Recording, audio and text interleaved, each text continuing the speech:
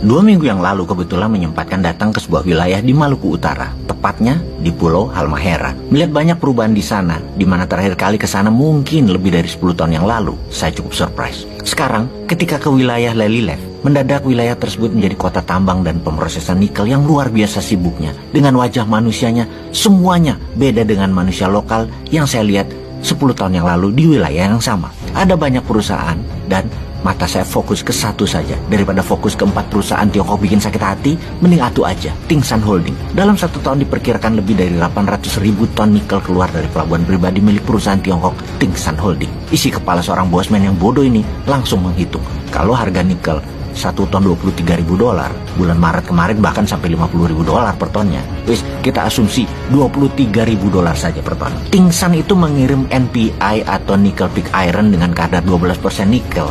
Maka rumus sederhananya adalah 800.000 ton dikalikan $23.000 dikalikan 12% atau sekitar 34 triliun rupiah. Sebuah angka yang dahsyat ya. Setiap tahun 4 atau 5 perusahaan tambang nikel di sana menghasilkan berapa tepatnya nggak tahu juga. Tapi angka 34 triliun sampai 50 triliun ada mungkin. Dan mungkin lebih penjualan nikelnya. Yang miris, dalam 3 tahun terakhir kirain di sana dengan uang beredar 50 triliunan setahun membuat rakyat di wilayah tambang sana jadi makmur. Misalnya ada rumah sakit besar, ada mall, ada pembangunan perumahan yang dahsyat banyaknya. Ternyata sama, masih gitu-gitu aja. Nggak ada perubahan masyarakatnya. Oh lupa, duitnya yang 34 sampai 50 triliun rupiah itu kan pemiliknya bukan orang Indonesia. Pemiliknya asing, pegawainya asing. Cuman kontraktor aja orang luar yang mungkin hanya 1%-an dari capex sekali ongkosnya. Sisanya ya bukan di Lelylef cuannya. Kan kebijakan yang harus didukung adalah foreign investment. Ya, begini jadinya. Jangan harap ada perubahan di Lelylef. Lihat aja nanti 10 tahun lagi ketika sumber nikelnya habis. Kosong itu wilayah, jadi gersang tandus. Tetap miskin. Jangan-jangan di bawah 10 tahun udah habis. Dilihat dari cara nambangnya yang geragas dan brutal itu. Main buang, numpuk sana, numpuk sini sisa tambang.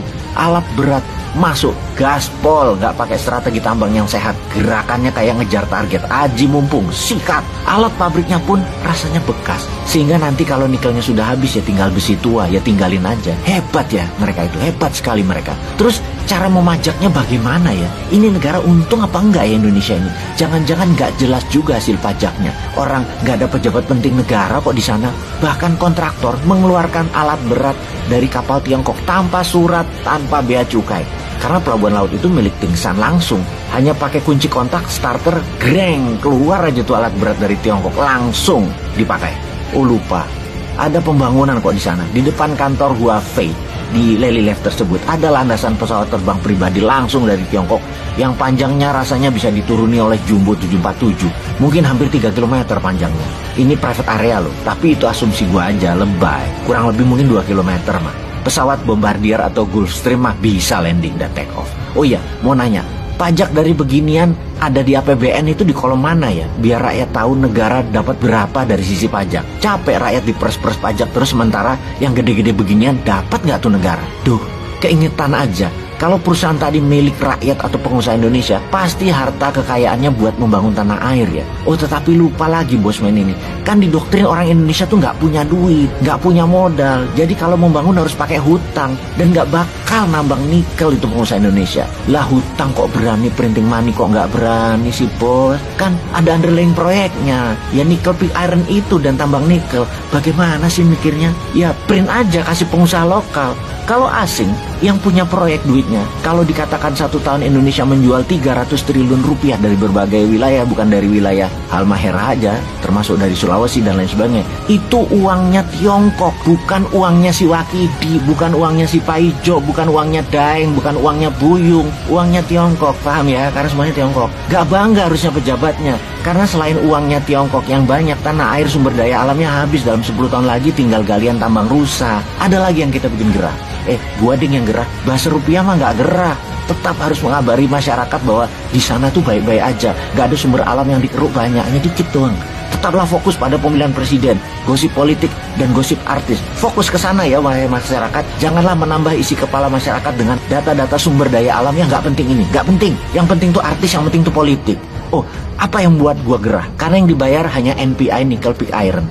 Mineral ikutannya kagak dibayar. Bukti, mengutip buku Potensi Logam Tanah Jarang di Indonesia, logam tanah jarang merupakan salah satu mineral strategis yang termasuk critical mineral yang terdiri dari 17 unsur. Kita sebut sebagian aja seperti scandium atau Sc, lanthanum atau La, cerium atau Ce, kemudian neodymium, Nd, dan lain sebagainya. Logam tanah jarang ini juga terkandung di dalam laterit nikel. Sejumlah mineral ikutan dalam laterit nikel yang harganya mahal lainnya adalah monasit, zirkon, dan xenotip. Indonesia ternyata menyimpan harta karun super langka yang diincar banyak negara karena manfaatnya luar biasa di era modern ini. Mulai dari bahan baku peralatan elektronika, baterai, telepon seluler, komputer, bahkan pembangkit listrik berbasis energi baru terbarukan, hingga kendaraan listrik dan peralatan militer atau industri pertahanan. Harta karun super langka ini yaitu logam tanah jarang atau LTJ atau Rare Earth Element. Sangat banyak menempel di timah, di emas, dan pastinya di nikel. Gua kencengin ya, pastinya di nikel. Komoditas ini dinamai logam tanah jarang karena didasarkan pada asumsi